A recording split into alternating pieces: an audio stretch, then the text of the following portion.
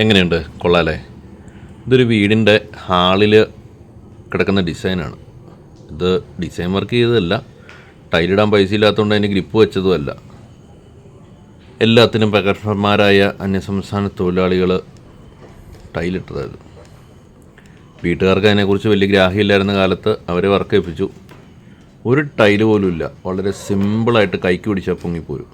കുറേ ടൈലുകളൊക്കെ ചവിട്ടി കിടന്ന് പൊട്ടിപ്പോയി. പൊട്ടാത്ത ഇതുപോലെ വലിയ ടൈലുകളുണ്ട്. അത് വെറുതെ ഇങ്ങനെ എടുത്തു പോരും. ഞാനിങ്ങനെ ഒരു കാഴ്ച ആദ്യമായിട്ട് കാണുന്നത്. നിങ്ങളിൽ പലരും അങ്ങനെ തന്നെ ആയിരിക്കും എന്ന് വിശ്വസിക്കുന്നു. ഇപ്പോൾ പല സ്ഥലങ്ങളിലും ഇങ്ങനെയുള്ള കംപ്ലൈൻറ്റുകൾ കേൾക്കുന്നുണ്ട്. അത് ഏറെക്കുറെ എന്താണെന്ന് ബോധ്യപ്പെടുന്നത് ഇങ്ങനെ ഓരോന്ന് കണ്ടു കഴിയുമ്പോഴാണ്. എന്താണ് അതിൻ്റെ റീസൺ എന്നല്ലേ എനിക്ക് മനസ്സിലായ ഒരു കാര്യം നിങ്ങളുടെ അടുത്ത് ഞാൻ ഷെയർ ചെയ്യാം. ഇനി ഡ്രസ്സുകാരെ സംഭവം എന്ന് വെച്ചാൽ ഈ കാണുന്ന മുഴുവനും സിമെൻറ്റ് മാത്രം. ഇത് അതിനകത്ത് മണലോ അതിൽ ടൈലൊട്ടിക്കുന്ന അഡ്ഹസീവോ ഒന്നുമില്ല. പക്ഷേ ടൈലിന്ന് വിട്ടുപോയി, തറയുന്ന സിമ്പിളായിട്ട് പോരില്ല. ബ്രേക്കറൊക്കെ ഉപയോഗിച്ച് ഫുള്ള് കുത്തിക്കളഞ്ഞു. കാണുമ്പോൾ നല്ല രസമുണ്ടല്ലേ? പടപടേന്ന് പൊളിച്ചെടുക്കുന്നു.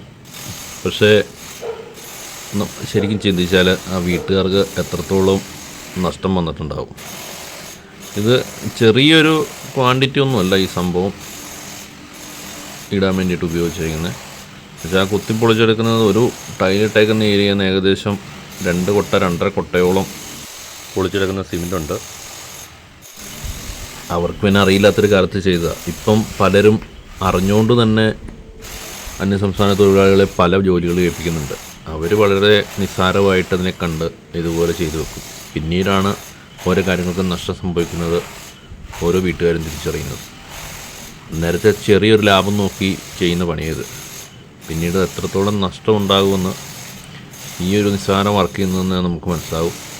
ഒരു ടൈലിൻ്റെ ഏരിയയിൽ ഏകദേശം 1 ചാക്കോളം എങ്കിലും സിമെൻ്റ് ഉണ്ടാവും കുത്തിക്കളയുന്നത്. ആ വീട്ടിലെ ഇളയ പയ്യനാണ് ഈ നോക്കിക്കൊണ്ട് അങ്ങോട്ടും ഇങ്ങോട്ടും നടക്കുന്നത്. അപ്പോൾ എത്രത്തോളം അവർക്ക് നഷ്ടം വന്നു എന്നുള്ളത് ആലോചിച്ചിട്ട് പുള്ളിക്ക് ടെൻഷനായിട്ട് പലപ്പോഴും ചോദിക്കുന്നുണ്ടായിരുന്നു. അവർ പറഞ്ഞത് വർക്കെടുത്ത ആൾക്കും ഉത്തരവാദിത്വമില്ല, ചെയ്ത വർക്കേഴ്സ് എവിടെയാണെന്ന് അവർക്ക് അറിയത്തുകൂടിയില്ല. ഇനിയിപ്പോൾ എന്ത് ചെയ്യാൻ പറ്റും?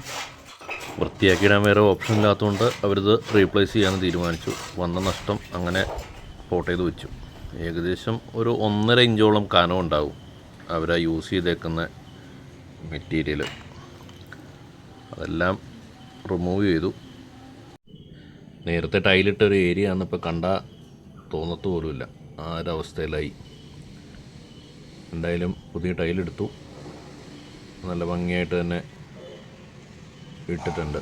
ചെറിയ ലാഭം നോക്കാതെ എല്ലാവരും ആലോചിച്ച് കാര്യങ്ങൾ ചെയ്യുക.